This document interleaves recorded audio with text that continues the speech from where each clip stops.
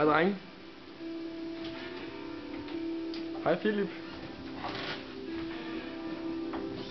Kan du ikke se, at jeg er ved at passere et spædbarn, Christian? No.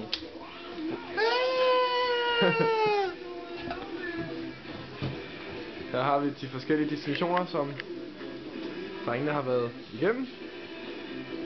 Eller, hvad siger man?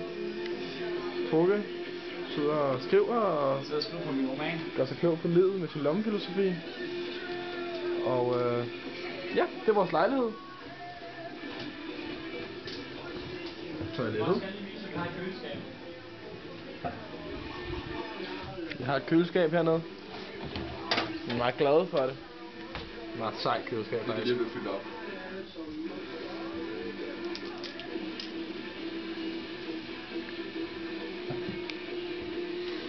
Ja, det var i Frankrig. Det er Toges taske, som man ikke har pakket ud endnu. Og Jeg har kun boet her i 2 døgn. ja, kom, siger Anders. Nå, men for til at give overblik her. De flotte vinkler.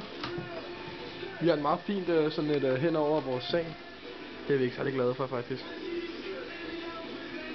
Ja, det er det. Hej hej.